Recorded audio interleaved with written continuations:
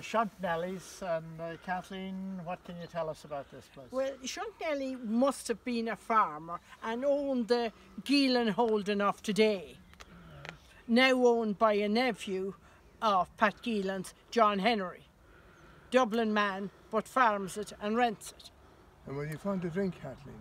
Oh, sure, I don't know, but he must have got into financial difficulty because it was the bank was selling it.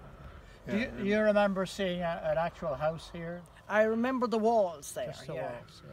But anyway, he lived in the Geelan house of today, and he got into financial difficulty and the bank sold it. And Lawrence Geelan, a man from Carngarif, 3 or 4 miles out of Bellabra, the Virginia roadside, bought it and came and done up the existing house. It's the same base of a house.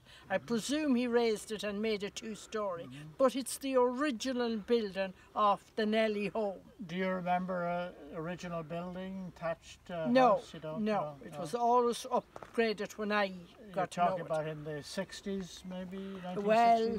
the Geelans would have came, when did I say, 78 years ago. Yes. So that was the 30s.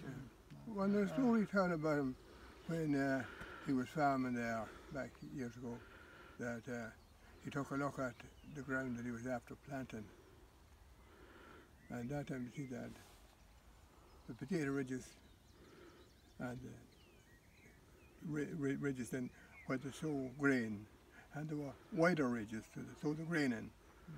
And he took a look at his bit of farming after, when he was finished, and he says to himself, potatoes in lands and oats in ridges.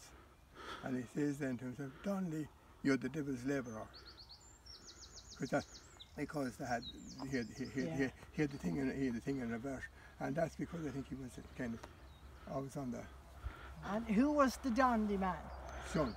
Oh, Shunt. And was he Donnelly or was he Clark? Well, he was... When I heard he was Donnelly, you know. Well, he was listed as a Clark. Geelan bought from a Clark. Yeah. But that time, you see, people planted grain or seeds in lands, for drainage purposes. Yes. It seems that the land was wet, and that when they raised them up in ridges or in lands, which was wider than ridges, that they grew better. Now, was the land that went with this house on that side of the road only, or was it on this side as well? No, it was all on this side. Actually, there was a small portion of it across the main road. But the holding that Geelan bought was all belonging to this old man here, Shunt Nelly. Was there a house here that Shunt Nelly moved down to? Well, Kathleen or Mary would tell you that Daddy built a house for Shunt Nelly. Well, he fixed it up. He fixed up a house, maybe an out office. But he did live here. And what about the story that went out to Kathleen about Matt Donnan used to tell it? It was brother Peter Carroll's, Patsy Carroll, was sent to the well for a bucket of water. That was, he lived on the bottom of Sean Donlan's field. Yes, Patsy Carroll. And he was sent over here for a bucket of water, and he met a funeral on the way. Didn't hear that piece. He met a funeral on the way, and he was just fishing for a funeral, and he went back with his bucket of water. Or no, he didn't go to the well, he went back without the bucket of water. And the very next day, the man that lived here, he died. And it was premonition of your man's...